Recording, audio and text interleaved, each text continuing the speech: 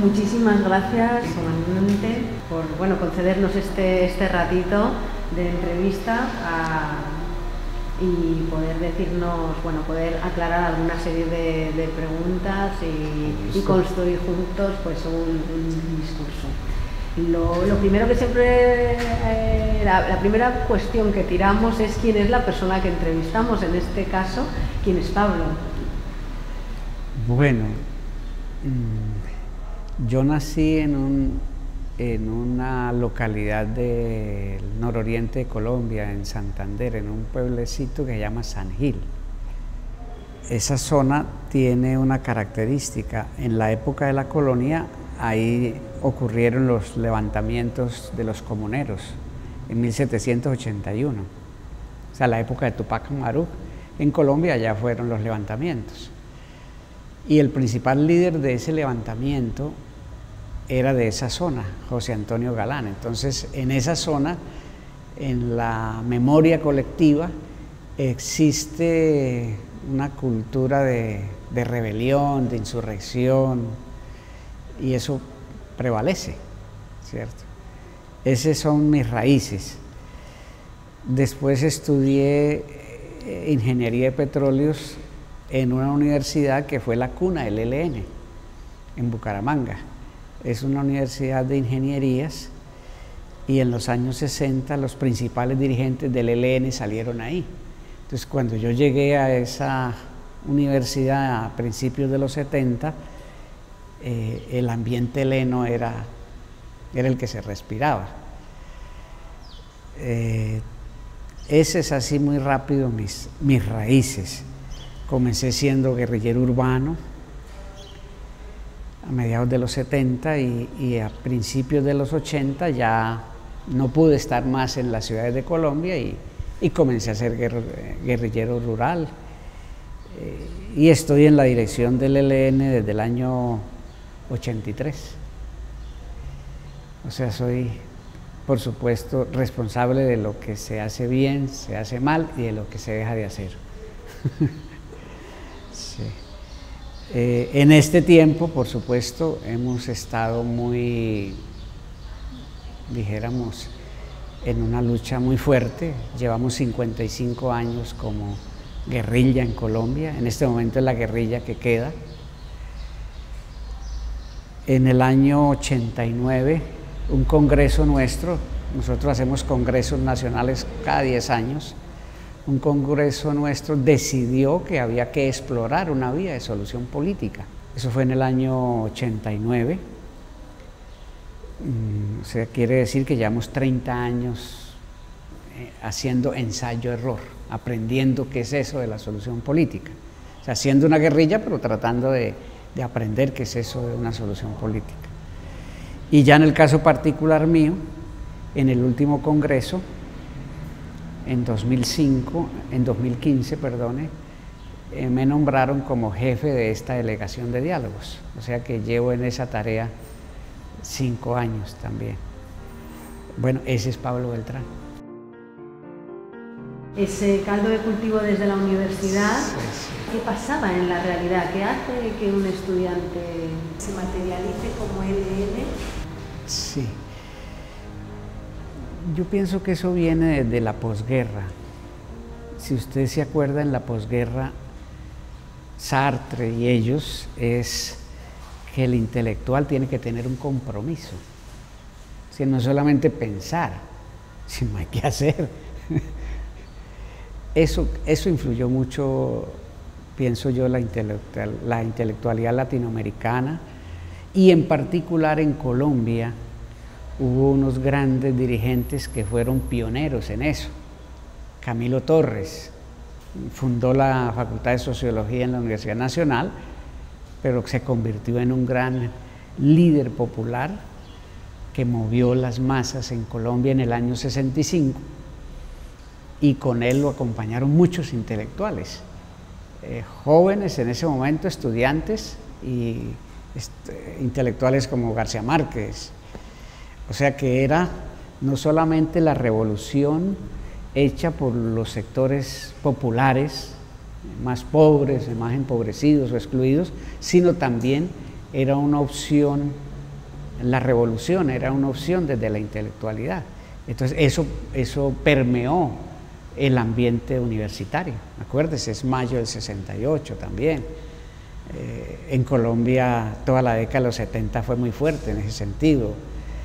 En el año 70 hubo un gran movimiento estudiantil contra la reforma universitaria por el programa mínimo. Hubo grandes luchas campesinas. En el año 71 es el año en que más ha habido tomas de tierra de los campesinos en Colombia. Hubo grandes luchas obreras. Entonces no es solamente una opción por la revolución en la retórica, sino hubo mucha lucha política y social. Esa era la caldera. Esa necesidad de construir un mundo, imagino que ante el que se ve, ¿no? Un mundo de justicia, ¿no? Claro. Porque palpitaba la injusticia Sí. antes y ahora. ¿Ha cambiado algo en Colombia? Muchísimo. Nosotros los colombianos somos de procesos lentos pero sostenidos. Es como la lava que avanza, no corre mucho pero quema. El pueblo colombiano en su lucha ha avanzado porque le ha tocado pelear contra un sistema político muy fuerte, muy belicista, muy articulado al sistema de guerra de Estados Unidos, que no es poca cosa, ¿cierto? Entonces, tener una guerrilla luchando 55 años requiere cierto arte, ¿cierto? Pero a su vez, que el pueblo, que es el que lleva la peor parte, después de tanta represión, de tantas modalidades de explotación, de opresión, de guerra, se mantenga en la lucha como ha ocurrido este año, indica que ha habido un cierto relevo generacional y ha habido una transmisión también de unos genes de lucha, por decirlo así. Eso es lo que ha mantenido vivo el movimiento en Colombia, que ha resistido toda la contrainsurgencia que le ocurre a Estados Unidos, ha pasado por Colombia primero. Entonces también hay una experiencia, una capacidad de sacrificio, una constancia y en muchos casos uno tiene que decir lo que dijo Gaitán: el pueblo siempre va resultando superior a sus dirigentes. Le coloco un ejemplo. En todas las movilizaciones que han habido en el último mes en Colombia, que comenzaron el 21 de noviembre, eso ha obligado a que todos los sectores populares, de izquierda, de la oposición se junten. O sea, la gente se autoconvocó en las calles y fluyó, y apareció un comité de paro donde nadie se quedó por fuera. O sea, no es el dirigente el que convoca, es la gente que sale y los dirigentes corren para no quedarse atrás, que es lo mismo que acaba de pasar en Francia. Se volvió a juntar la izquierda porque el pueblo se botó a las calles contra las pensiones. Bueno, eso pasa en Colombia. Con una diferencia, quizás en Europa la gente o las grandes movilizaciones se producen cuando nos tocan los bolsillos y en Colombia cuando nos tocan la vida, ¿no? Claro, porque como son sistemas de guerra ya muy fuertes, son sistemas que operan de muchas maneras. Heredaron del colonialismo español la consigna de que el imperio se somete a la gente con las 3 P: palo, plata y plomo. Entonces eso en Colombia es una ley, ¿cierto? Además, hay un ejercicio de contrainsurgencia sistemático, minuto a minuto, que tiene un orden institucional creado desde el año 61, que es que si usted protesta, usted es enemigo. Entonces el sistema represivo no está diseñado para pelear con países vecinos, sino con el enemigo interno. Entonces eso es lo que produce presos políticos, torturas, desplazamiento interno, ya vamos en 8 millones, exiliados, desaparecidos, 80.000 desaparecidos, asesinatos, exterminio de líderes. Entonces el sistema inventa de todo, porque el sistema, la gente hoy en Colombia clama cambios, y el sistema en vez de decir, bueno, sentémonos y pactemos unos cambios, agudiza la represión. Ese es el sistema en Colombia. Pero eso no es de este año, es de toda la vida. Entonces, claro, el movimiento popular, para enfrentar ese sistema, también tiene que dotarse de formas organizativas, de una cultura de lucha para enfrentar ese tipo de sistema. Esto nos podría llevar a seguir preguntando mucho por aquí, pero me voy a desviar un poco y retomo. Me gustaría que nos pudieses hablar, has comentado Camilo, ¿no? El padre Camilo Torres, imagino que os aportó esa parte del amor eficaz, ¿no? Del que él hablaba, pero imagino que también habéis venido de otras corrientes. ¿Podrías contarnos un poco? Sí, claro. El ELN es llamo yo una mezcla mágica de marxistas en diálogo con cristianos revolucionarios. Entonces aquí confluyeron sectores en la fundación del ELN, sectores marxistas, comunistas, liberales radicales, socialistas y gente inspirada por la teología de la liberación. Ese diálogo, ¿cómo se hace? Camilo decía algo, que las discusiones importantes no es si el alma es mortal o no, sino que el hambre sí mata. Entonces, pues hay que unirnos, es alrededor de darle una mayor dignidad a ese pueblo, y ahí nace el diálogo, ¿cierto? ¿Cómo se estructura el ELN? Entonces el ELN no es un partido, el ELN es una organización político-militar. Cuando a mí me preguntan, bueno, ¿y eso cómo es? Yo les digo, no tiene la disciplina de un ejército, pero tiene más disciplina que un partido. ¿Qué quiere decir? Hay democracia interna, pero también hay órdenes. Y todo ese sistema organizativo está sustentado en unos principios de dirección colectiva. Tuvimos unas crisis muy fuertes al principio por mando unipersonal, y dijéramos la guía ideológica es esa, se dice exacto que nosotros somos marxistas, leninistas, pero a su vez en el ELN tienen cabida los cristianos revolucionarios en ese diálogo y en esa vivencia.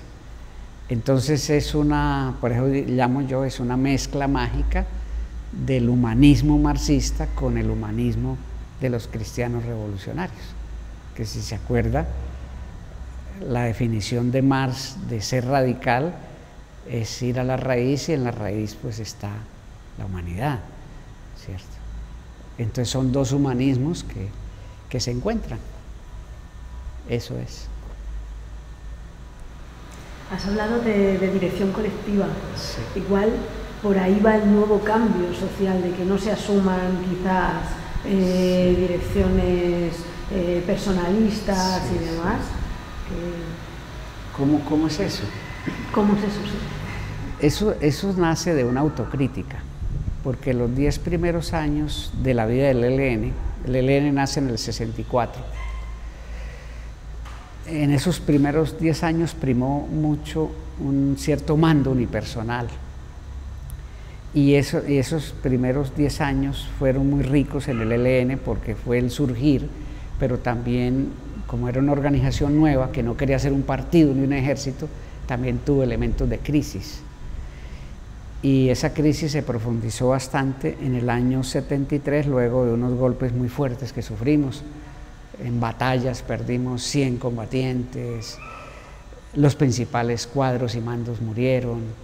Entonces todo ese, dijéramos, gran crisis motivó una gran autocrítica.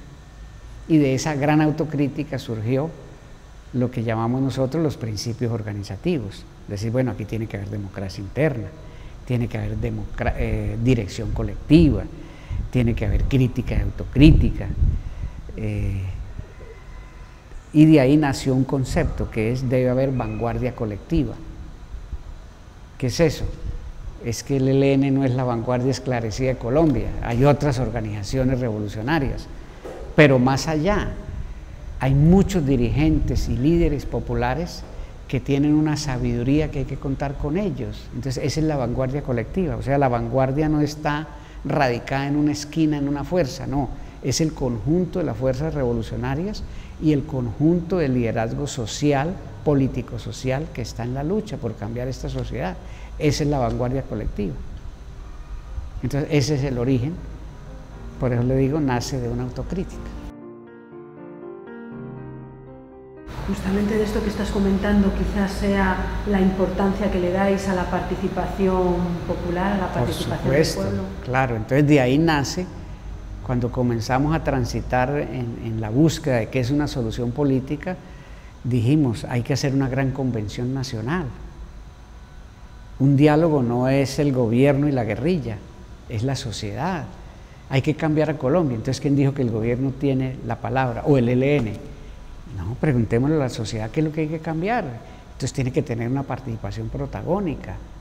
Y de ahí nace el punto 1 de la agenda de diálogo: participación de la sociedad en el desarrollo y en la construcción de la paz. Ese nuevo modelo, habláis de la necesidad de un nuevo modelo. Este ha fracasado, sí. Hay que construir otra cosa. En Colombia hay un escritor, en mi juicio es el escritor vivo más importante que tenemos, William Ospina. Hace poco dijo: estas élites dominantes en Colombia cada 15 años convocan a la sociedad en un proceso de paz. Y hace el recuento histórico, porque él es muy bueno en historia. Dice, todo esto comenzó en los años 50, y verdad, cada 15 años un proceso de paz. Dice, pero ya nos cansamos de eso, porque ese modelo que estas clases dominantes han metido en Colombia los últimos 60 años tiene 3 características. Primero, es para desmovilizar una guerrilla. Segundo, es para echarle toda la culpa de lo que pasa a los que se desmovilizan. Y tercero, es para que Colombia no cambie. Ese es el modelo. Entonces, dice William Ospina, eso se acabó. La sociedad colombiana quiere una paz y quiere superar ese modelo. Y por supuesto, nosotros somos los primeros, porque somos el chivo expiatorio que sigue. Entonces, por eso dije, me gusta ese modelo de William Ospina porque le va a permitir vivir al ELN. Es que el modelo que le acaban de aplicar a las FARC está desapareciendo las FARC.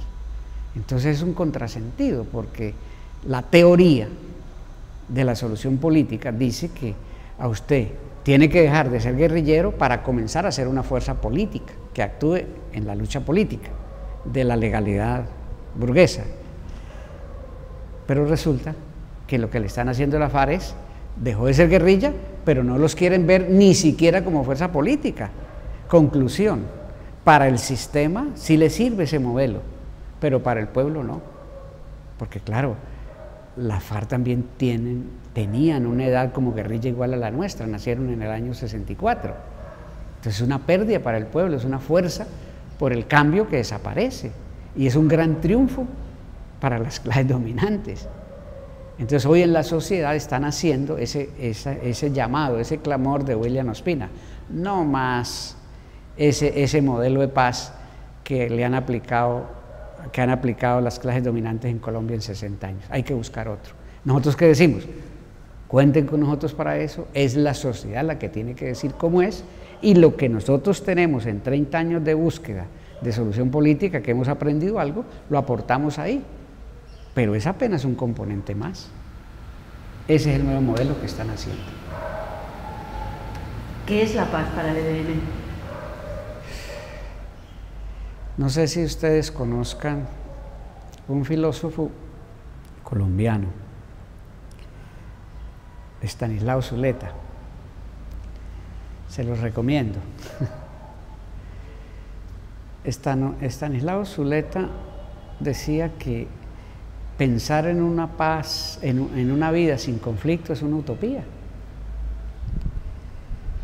¿Quién dijo que aspiramos nosotros a una sociedad sin conflicto? No, siempre van a haber conflictos. ¿Qué es lo que necesitamos? Es cómo tramitamos los conflictos.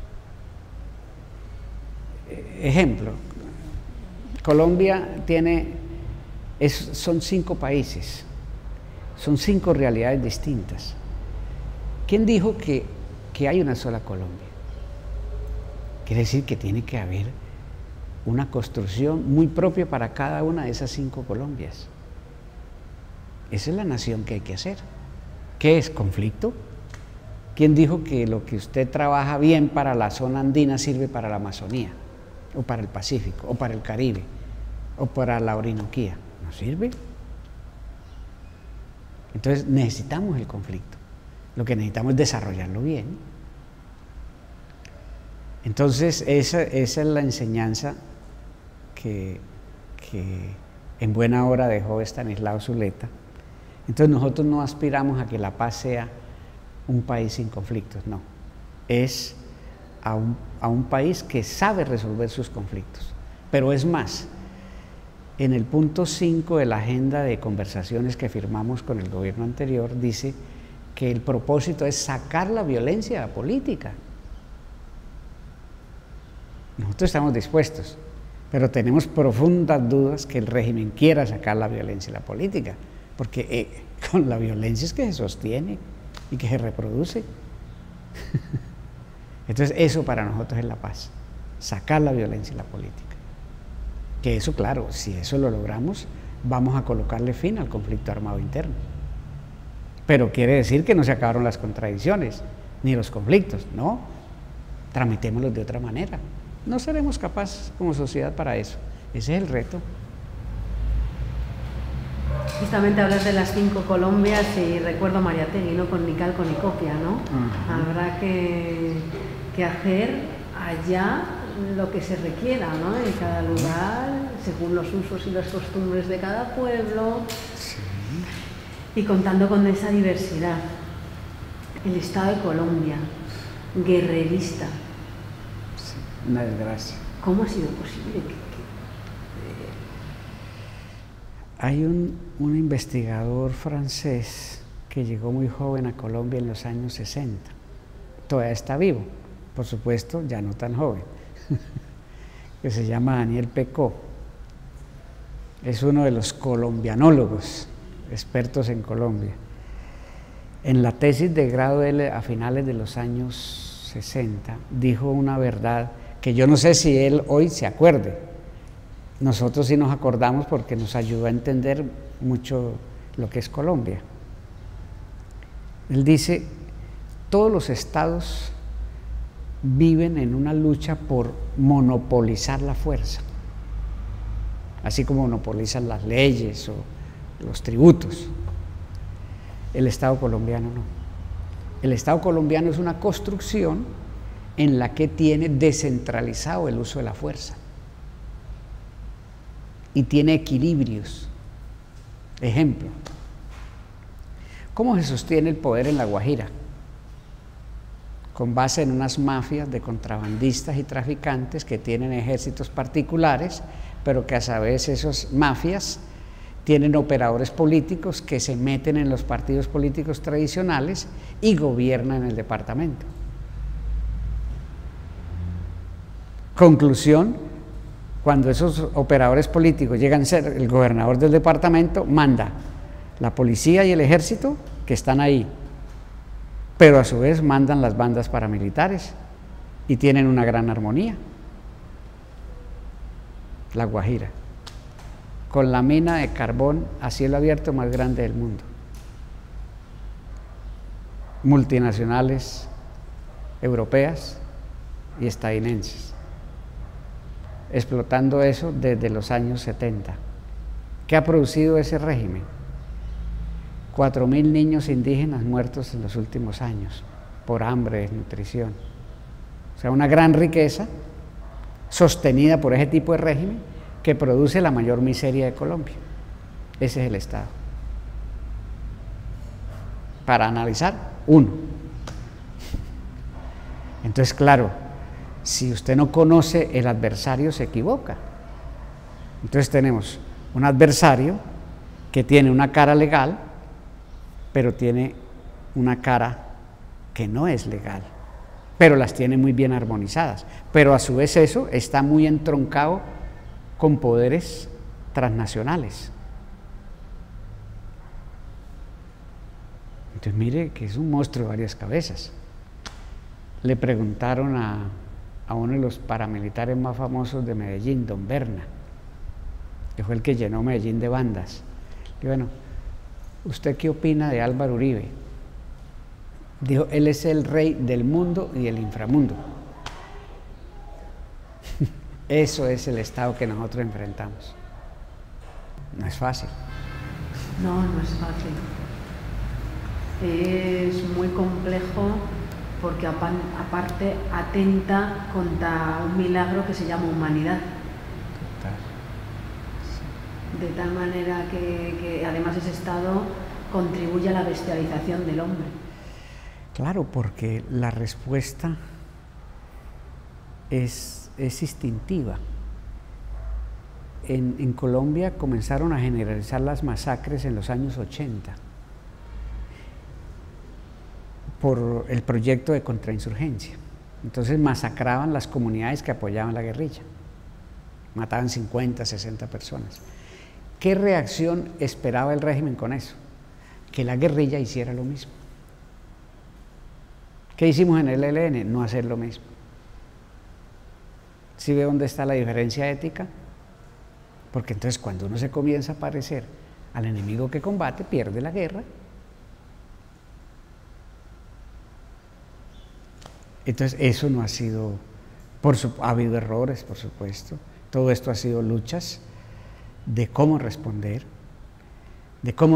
adecuadamente, de cómo no solo obtener una ventaja de corto plazo, sino que lo que usted haga le dé una ventaja de corto plazo y de largo plazo, porque si uno responde mal, también va acumulando en descomposición de la fuerza, en degradación.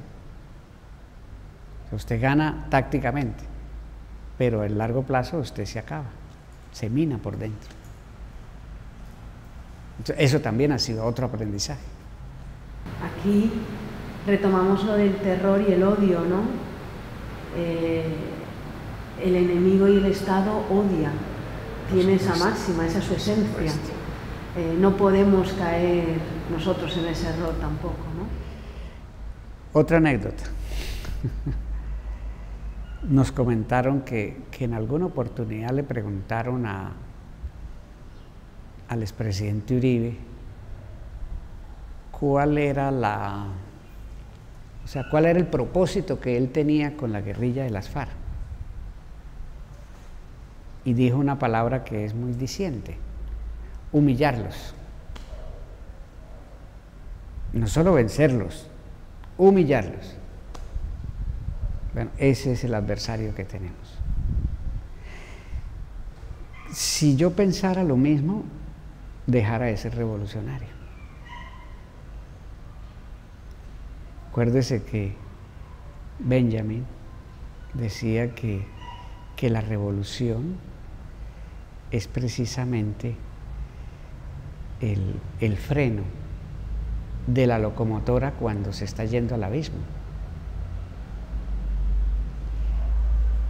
Entonces, si no hay ese principio de distinción con el adversario que odia, pues quedamos siendo lo mismo. ¿Y dónde está el cambio? ¿Dónde está la revolución? ¿Dónde está el freno para que esa sociedad no se despeñe en eso? Tiene que venir de los revolucionarios. Entonces, si a mí me preguntaran, bueno, entonces usted con Uribe, ¿qué piensa? Me parece que el gran aporte de Uribe para que Colombia cambie es que se arrepienta de lo que ha hecho y está haciendo. Porque cuando uno se arrepiente, puede ser algo cristiano, quiere decir que no lo va a volver a hacer. ¿O no? Entonces eso es muy importante. Pero más importante es que cuando uno se arrepiente, asume responsabilidad. Entonces esas dos cosas son las que le van a dar una salida a la guerra en Colombia.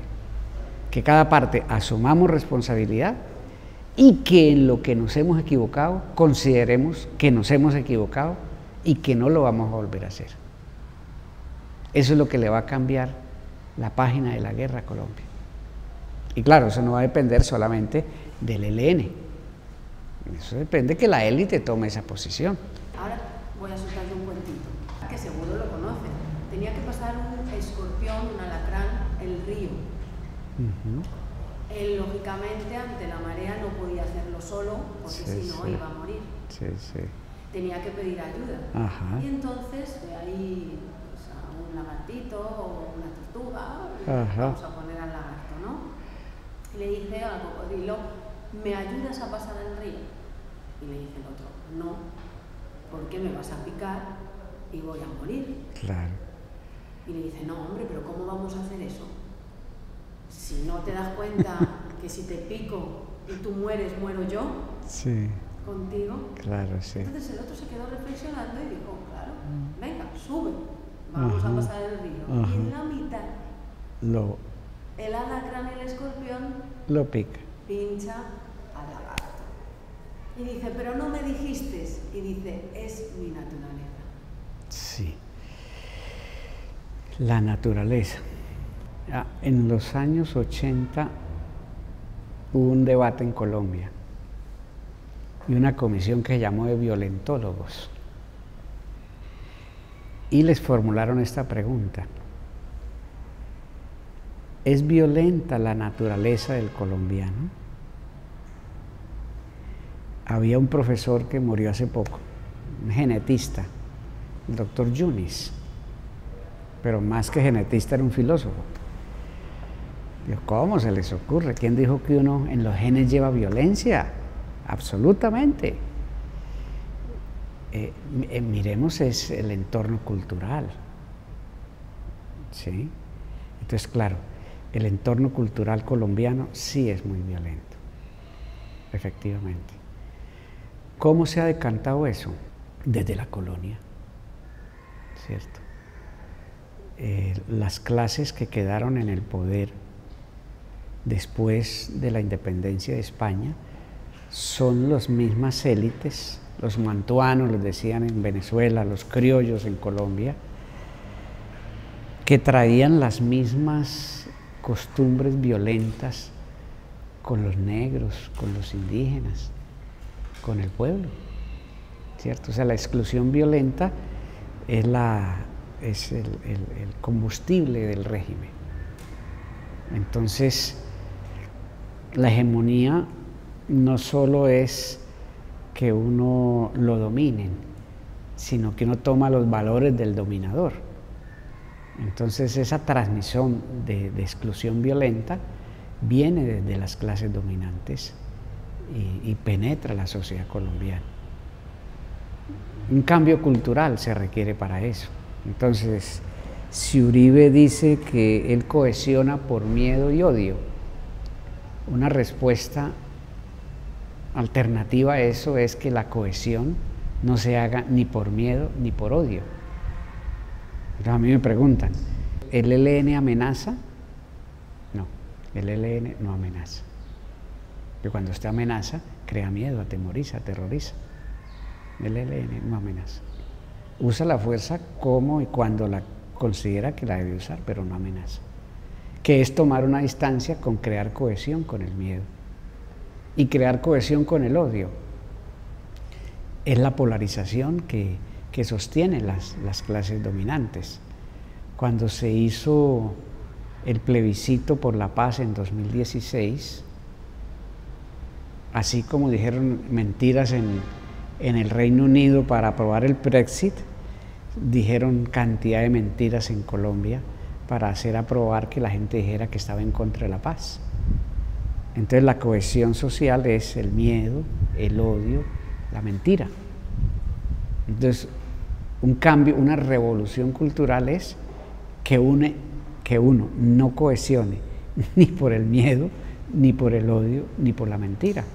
Y esa revolución cultural está ocurriendo en Colombia. Le digo 2 ejemplos. Los grandes medios de comunicación, que son muy poderosos y muy refinados en Colombia, están perdiendo el pulso con las redes sociales. Si pasa un hecho en una movilización, miles de participantes en las redes sociales dicen la verdad. Y así, si el periódico más grande de Colombia, que vale miles de millones, diga lo contrario, nadie le va a creer.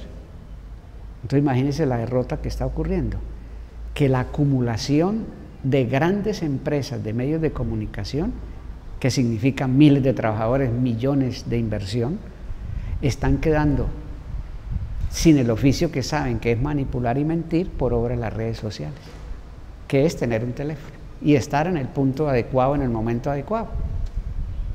Es una revolución cultural frente a la verdad. Eso está ocurriendo en Colombia. Y frente al odio, usted ve la juventud en la calle diciendo: nos quitaron todo, hasta el miedo, no tengo miedo. Es una revolución. Segundo, no tengo odio, otra revolución. Entonces los grandes elementos de cohesión social, mentira, odio, miedo, están siendo derrotados en las movilizaciones. Una revolución cultural es lo que está ocurriendo. La verdad nos hará libres. Claro, San Juan. Cuando yo digo San Juan, los obispos en Colombia me aplauden. Ese Pablo se sabe los evangelios. Bueno, es que el evangelio de San Juan es muy revolucionario. Sí, claro, por supuesto. Nosotros, aquí una personal, bueno, yo ya siempre había sentido, teniendo un sentimiento religioso bastante profundo, ¿no? Cuando llegué quizás a la facultad de filosofía, me planteé un poco, ¿no? Eso, quizás lo puse en cuestionamiento. Sin embargo, retomé cuando me encontré en Paraguay con unos compañeros, además presos políticos, que empezaron a hacer una lectura revolucionaria de los textos. Y yo me quedé sorprendidísima, porque el auténtico cristianismo es siempre revolucionario. Es revolucionario. Pues peleaba con el Imperio Romano. Claro. Sí. Sin embargo, ni él lo logró cambiarles. Claro, no, y después vino la instrumentalización y todo. Pero eso es así, o sea, la lucha que tenemos hoy en Colombia y que se está desarrollando en las calles es esa, que la gente está pidiendo cambios no solo frente a las pensiones o los salarios o el respeto a la vida, sino está cuestionando las bases del sistema. Y eso está partiendo de la juventud, que es importantísimo. Es una revolución cultural. O sea, es más que una pelea contra Uribe, porque Uribe es un personaje que pasa, hoy está y en 10 años no está, pero el sistema sigue. Entonces eso es lo que se está cuestionando hoy, las bases del sistema. Justamente las revoluciones culturales son las que permiten que la revolución triunfe. Claro. Sí. Porque de ahí va la revolución social, la política. Porque claro, eso es un fenómeno propio del capitalismo. La hegemonía por esos medios. ¿Qué es lo que caracteriza a Trump? Insultar, amenazar y mentir. Eso es Trump. Cuando uno hace 3 cosas es discípulo de Trump. Eso es. A los compañeros nuestros que trabajan en redes sociales yo les digo eso. No mentir, no insultar, no amenazar. Si tenemos esa presencia en las redes sociales, estamos marcando una diferencia cualitativa. Si no, seremos unos personajes más en la alcantarilla. El papel que tiene Colombia y la contrainsurgencia colombiana en el proceso de construcciones revolucionarias, no solo en Colombia, sino también más allá, en el país vecino, Venezuela. Sí. En Colombia, pues mandan las mafias, por supuesto, los carteles, las bandas, y desde ahí manejan los partidos. O sea, los partidos son los operadores políticos. Y las mafias pues manejan la economía y manejan las armas, ejércitos privados. Pero hay otro componente que son las Fuerzas Armadas. Son otro personaje, otro actor de la guerra. Ese actor de la guerra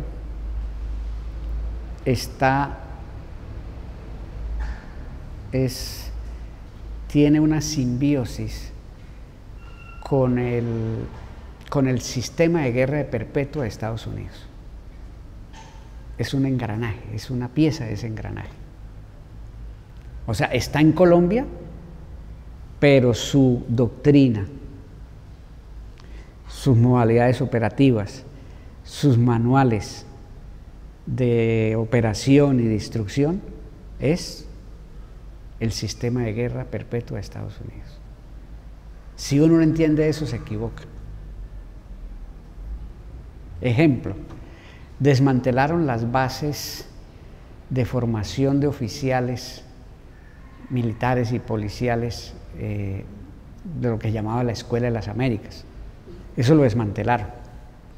¿A dónde han trasladado eso? La mayor parte a escuelas radicadas en Colombia. ¿Quién forma los militares y policías de Ecuador? En Bogotá. Los de Honduras, en Bogotá. Los de México. O sea, en la reasignación del sistema está eso. Pero además, ¿quiénes asesoran la lucha, entre comillas, contra las mafias en México? Los policías colombianos. ¿Y qué ha producido en México? Peor la cosa. Por eso ganó AMLO, porque ya ni Slim quería responder por México. Entonces, para decirle que no se puede entender el sistema militar y policial colombiano si no se entiende que es un brazo del sistema de guerra perpetua de Estados Unidos. Entonces, por eso la pelea nuestra es el Pentágono, el Estado profundo, la maquinaria militar e industrial de Estados Unidos. Entonces, cuando ellos se meten a Venezuela, se meten a través de Colombia. ¿Y se meten con qué? Con la maquinaria militar legal, pero con el inframundo del paramilitarismo. Ellos no se meten solamente con el brazo legal, no, se meten también con ambos. Entonces, las operaciones hoy contra Venezuela son fundamentalmente del brazo del inframundo que se mueve de Colombia. Esa es la conspiración en Venezuela. ¿Y quién está detrás de todo eso? La Central de Inteligencia de Estados Unidos, la CIA. Eso no lo planifican en Bogotá. Que Guaidó pasó de Venezuela para Cúcuta cuando el Festival de la Ayuda Humanitaria, eso no lo planearon en Bogotá, eso lo planearon en Washington. Y que pusieron esos paramilitares que llaman los rastrojos a que lo llevaran. Pues son los de ellos. Entonces, si no se entiende eso, los revolucionarios colombianos nos equivocaríamos. Estamos peleando con Estados Unidos. Entonces, ¿cómo opera eso? Bueno, pues un militar puede ser muy corrupto y muy asesino, pero si es muy fiel a Estados Unidos, nunca cae. ¿A quiénes denuncian por corruptos o por asesinos, por practicar ejecuciones por fuera de combate de civiles indefensos? A los que se les mueven un poco de la línea, ¿ya? Entonces ahí aparece en el New York Times. Ese sistema es muy fuerte. Y usted me dice Venezuela, en solo un departamento que es Norte de Santander, que queda pegado enfrente de el Zulia una parte y de Táchira el otro. Hay 17.000 soldados. Y todos los días crece la coca. Y todos los días crecen las bandas. Y esas bandas son las que operan en Venezuela.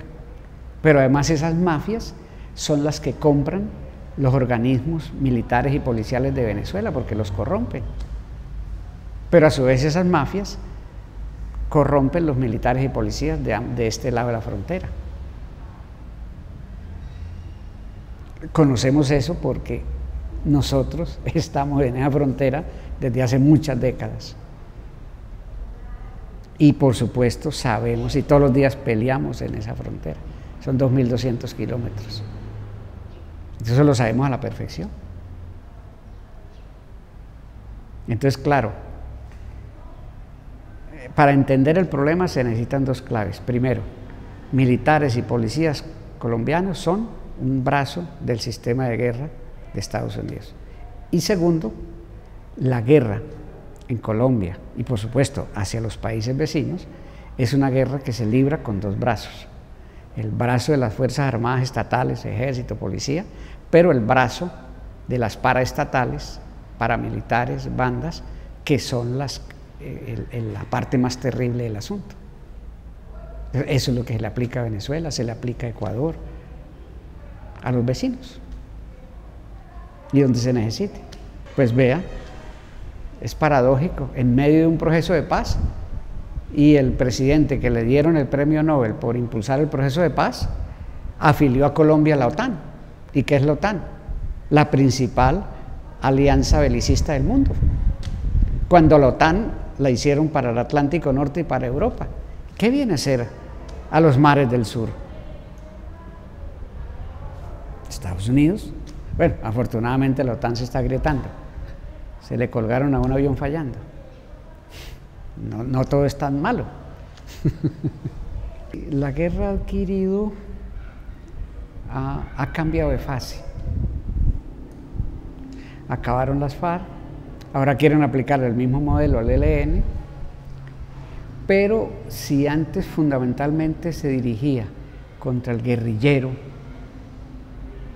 que está entrenado, que tiene arma, que opera en grupo, que tiene tácticas, y por eso los guerrilleros no mueren, porque sabemos. ¿Quiénes mueren? Los líderes sociales. Entonces se pasa de ser una guerra contra insurgente, contra el guerrillero que tiene fusil, a una guerra contra insurgente que está en contra de la sociedad. Es una guerra contra la sociedad. Esa es la nueva fase en que estamos. ¿Por qué? Porque hay una disputa del territorio. ¿Por qué necesitan el territorio? Porque ahí hay bienes naturales. ¿Quiénes se les oponen? Las comunidades organizadas. ¿Qué hay que hacer para desorganizar una comunidad? Matarle al líder. Porque la ley del terrorismo es mate uno y asuste 10.000. Entonces, terrorismo de Estado es un exterminio sistemático, es un genocidio político. Entonces, esa es la fase de la guerra en que estamos hoy. ¿Y por qué? Porque necesitan el territorio. ¿Por qué necesitan el territorio de Chocó? Porque tienen mucho platino. ¿Por qué necesitan el territorio de Antioquia? Porque tiene mucho cobre. ¿Por qué necesitan el territorio del Cauca? Por el oro. Entonces las comunidades son un estorbo, tienen que hacer de consulta previa informada. Cosas de la democracia de la OIT. Entonces, para no hacer la consulta previa informada es organizar las comunidades y punto. Ya, entra la multinacional a su gusto. Eso es lo que está pasando hoy en Colombia. Ya te habíamos escuchado hablar de lo del genocidio. Ante este fracaso hay un dibujito maravilloso que sacó alguien de Colombia abrazándonos, ¿no? Nos están asesinando a nuestros líderes, ¿no? Exacto. Es eso, es eso. Entonces, claro, la reacción nuestra, ¿cuál es?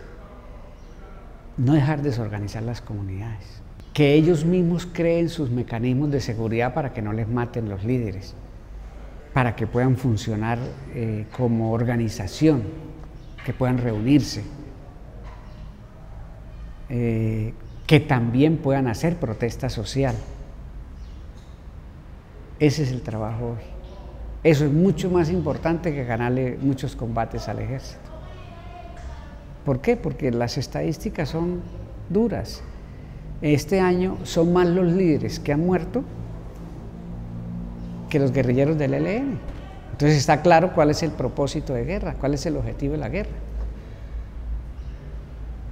Entonces, si nosotros no atendemos eso, quiere decir que estamos desenfocados.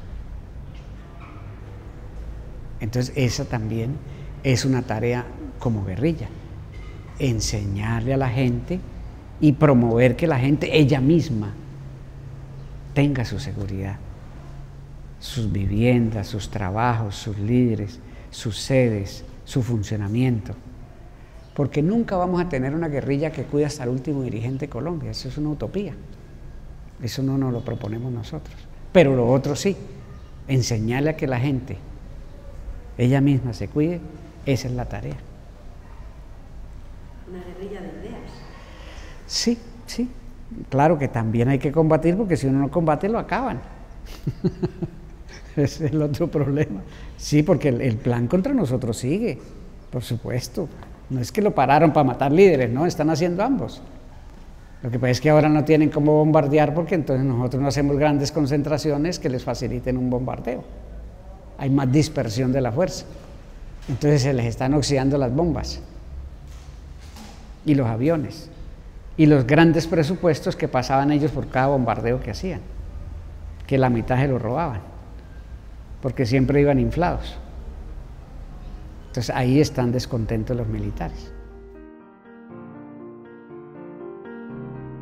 Estar combatiendo 55 años a lo que tú has descrito, que no es solamente las fuerzas militares de ahí, sino es el brazo de ese imperio, es casi un milagro.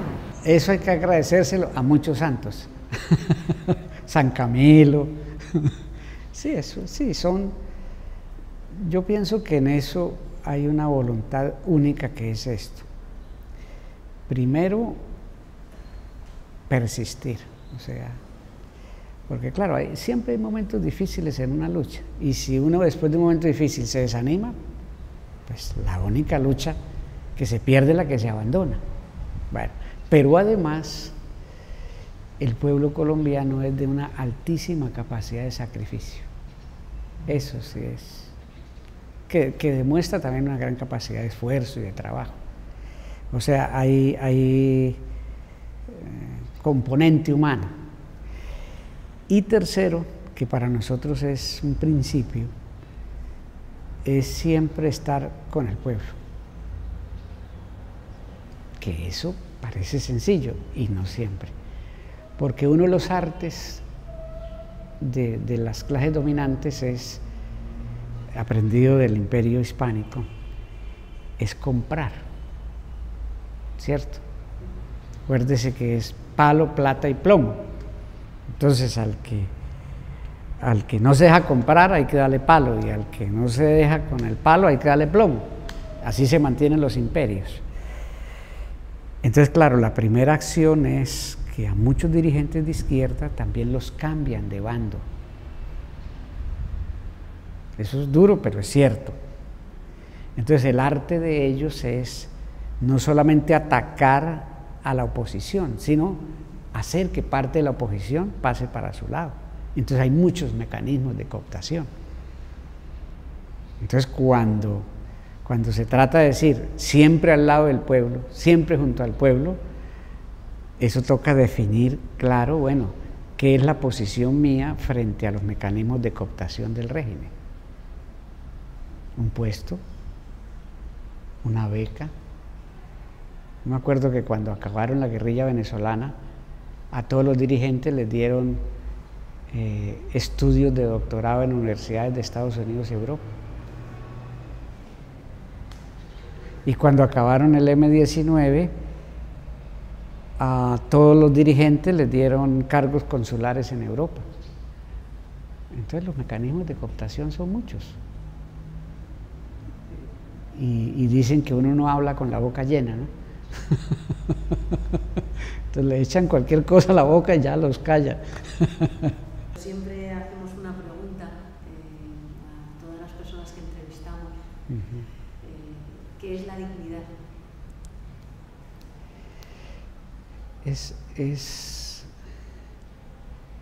A ver, ahora hablábamos de que Marx decía que ser radical es ir a la raíz, y en la raíz yo creo que habría que hacerle un ajustico a Marx. No es solamente que en la raíz está la humanidad o el hombre, sino la vida. ¿En qué sentido? En el modo de pensar occidental se establecieron categorías. La humanidad aquí, el reino animal aquí, el reino vegetal aquí y el reino mineral aquí. Entonces hay una diferencia de grado, la modernidad europea, y resulta que eso no es así. Le voy a colocar lo que nosotros aprendimos cuando estuvimos en Quito. Ecuador es una cultura quichua. Entonces en quichua, perro es tierra que anda, perro. Y gente es tierra que anda y habla. Es una sola cosa. No hay diferencias de grado, somos lo mismo. Entonces es lo mismo. Tierra, reino mineral, por decirlo así, reino animal y humanidad, somos lo mismo. ¿No venimos de las eucariotas? ¿Qué es eso? Entonces, la modernidad nos metió en la cabeza que somos superiores. Pero resulta que la cultura indígena americana enseña que hay una madre tierra y todos provenimos de ahí. Y eso es la vida.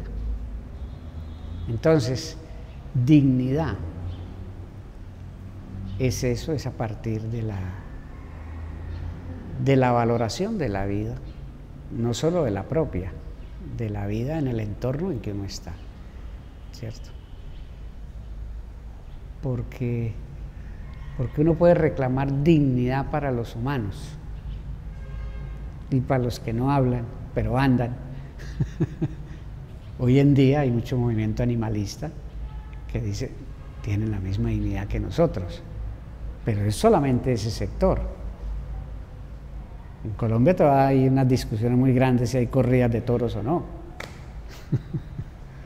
Bueno, entonces ese es resignificar la vida y en esa resignificación está uno, porque si no, entonces son unas diferencias de grado, de categoría, que es lo que tiene mal a este mundo.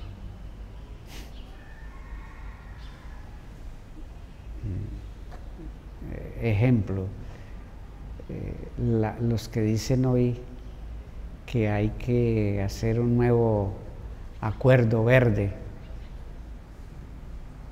han pensado de que los bienes naturales tienen un límite y se pueden acabar.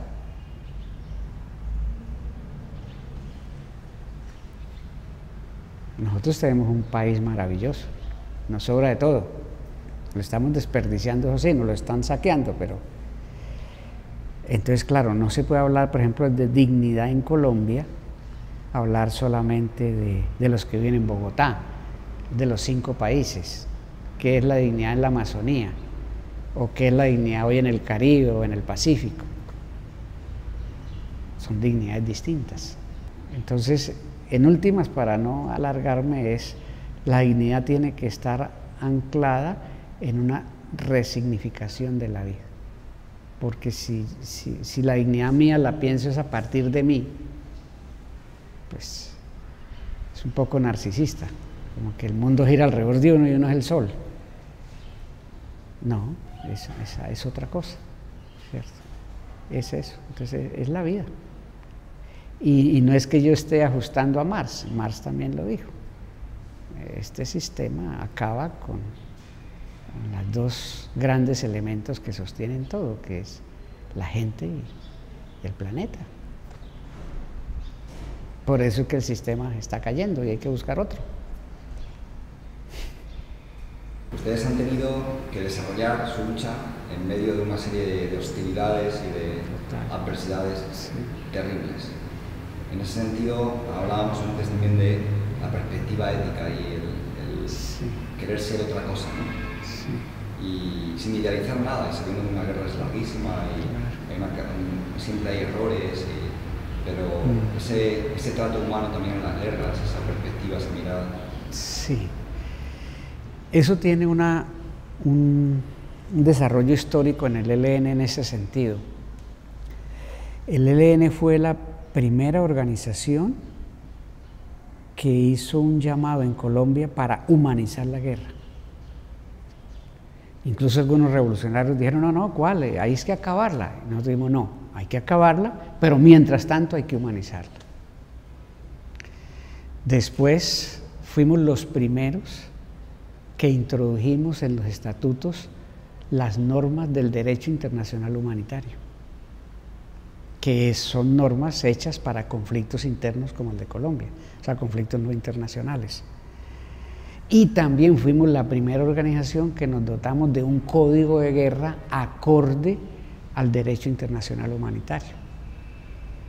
A mí me tocó llevar ese primer código y ponérselo en el escritorio de la oficina jurídica del Comité Internacional de la Cruz Roja en Ginebra y decir, mire, ahí está, léanlo y me dicen por carta qué les parece.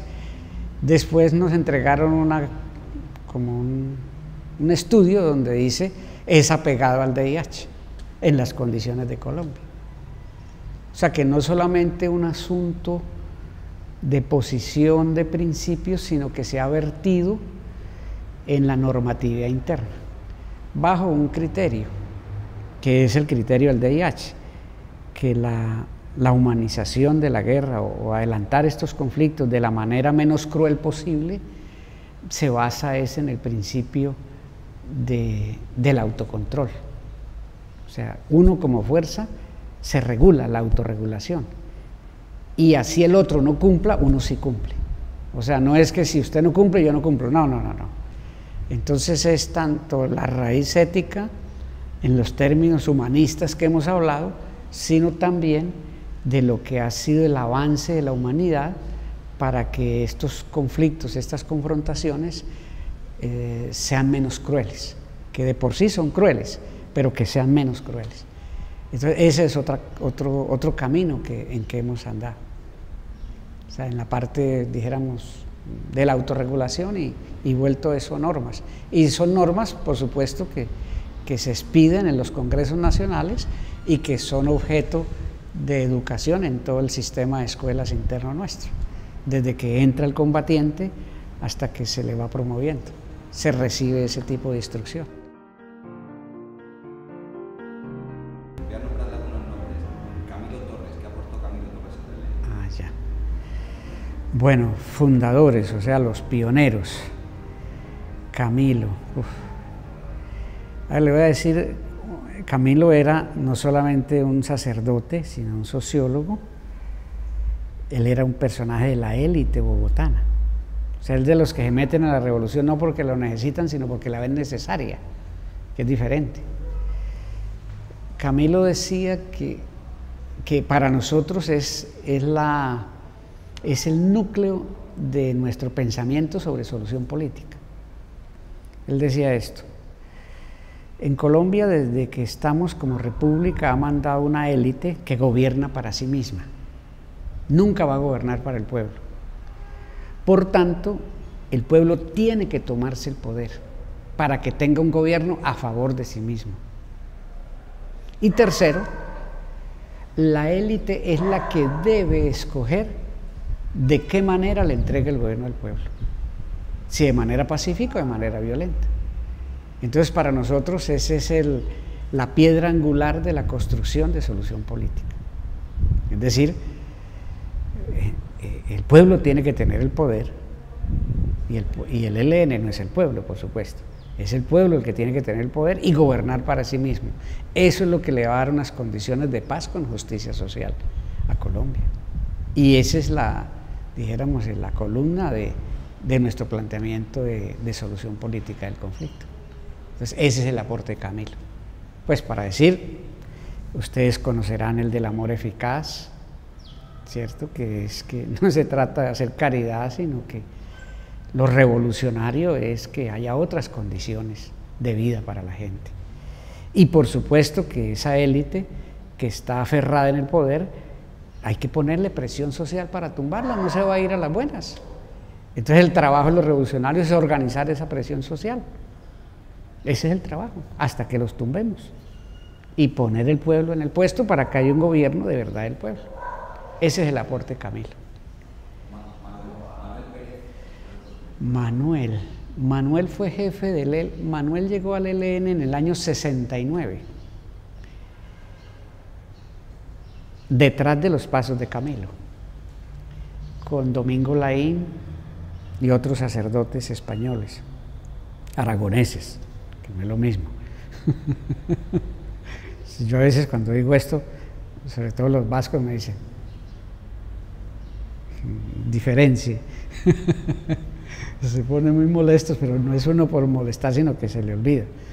Entonces los aragoneses fueron fundadores de este ELN, así han llegado en el año 69 y fueron la continuidad del esfuerzo de Camilo. Entonces Manuel fue jefe del ELN más o menos desde el año 78 hasta el año 98 que murió. 98, 20 años. Usted se imagina la huella, muy profunda. ¿Qué es la continuidad de Camilo? El amor eficaz. A Manuel le preguntaban, ¿y su Dios? Pues realmente es el pueblo, es la gente, ¿cierto? O sea, la teología de la liberación puesta como práctica de lucha. Si ustedes se acuerdan, en esa época la misma iglesia decía que la opción preferencial de la iglesia debe ser los pobres. Ahora hubo un sínodo de la Amazonía en Roma, un sínodo de obispos de la Amazonía, y concluyó algo parecido. La opción preferencial debe ser los indígenas. Se volvieron a acordar de la teología de la liberación. Oh, sorpresa. Eso es gracias al Papa Francisco. Entonces esa fue la huella de Manuel y de los sacerdotes aragoneses. Él el más, porque fue el que más duró, 20 años. Él murió acá en Cuba, enfermo. Entonces de él está lo de siempre junto al pueblo, lo de que un revolucionario no se deja comprar, ni se deja asustar, que es lo que quiebra los factores de cohesión del régimen, ¿cierto? La verdad, en eso él fue muy exigente. La fraternidad, él fue el de la idea de la propuesta de humanizar la guerra, es de Manuel. Bueno, así como para... Entonces, claro, son 20 años muy fuertes, muy fuertes. La Revolución Cubana y figuras como el Che Fidel. Aquí se preparó la gente que fundó el ELN. Aquí vinieron en el año 62 y el ELN se fundó 2 años más tarde. ¿Cuál fue la preparación? Eso es una anécdota histórica única. En esa época, en la Sierra del Escambray, que queda en el centro de Cuba, habían unos paramilitares que se llamaban, bueno, de los grupos contrarrevolucionarios que había en esa época. Entonces, los que vinieron a formarse aquí, para formar una guerrilla en Colombia, iban al frente de los grupos del ejército rebelde que combatían con esos grupos paramilitares en el Escambray. Ese fue el entrenamiento. Aprenda a disparar y vaya adelante. Entonces diga si aprendieron. Ese fue el entrenamiento. Ir en la punta de vanguardia en el Escambray peleando contra los paramilitares que ha puesto Estados Unidos aquí, en el año 62. Así se formaron. Bueno, en la práctica total. No, eso se sabe muy poco. El compañero que murió hace poco, Fabio Vázquez, él estuvo en el Escambray y a mí me tocó todavía ver él cómo se saludaba con antiguos oficiales cubanos que estuvieron con él allá, ya muy ancianos, y le decían, usted es Villa, todavía vive, porque él en esa época se llamaba Villa. Ese fue el entrenamiento. Y yo ya para acabar, brevemente, ¿qué lectura haces del momento actual de Latinoamérica? Muy importante, está pariendo otro mundo. Si ustedes ven las pancartas que nacen, que están en las marchas en Chile, hay una que retrata todo esto. En Chile nace y muere el neoliberalismo. Eso es lo que está pasando. Entonces el neoliberalismo como sistema global está siendo confrontado con las rebeliones de América Latina. Eso es lo que está pasando. Que es bastante decir. Es un paradigma, es el inicio y el cierre de un paradigma y, ¿no? Estamos como, digamos, en una frontera. Sí, estamos en un tránsito. Un tránsito de época. Sí. Sí. Que se va a durar, son partos dolorosos, vea lo de Evo, lo de Bolivia, lo que le ha tocado a Venezuela, lo que le está tocando a Cuba, pero bueno, ni los partos en agua dicen que dejan de ser dolorosos. Aunque los pintan mucho mejor, ¿eh? Sí, son más amables, dicen. Muy bien, no sé si tiene algo que añadir. De repente... No, nosotros como guerrilla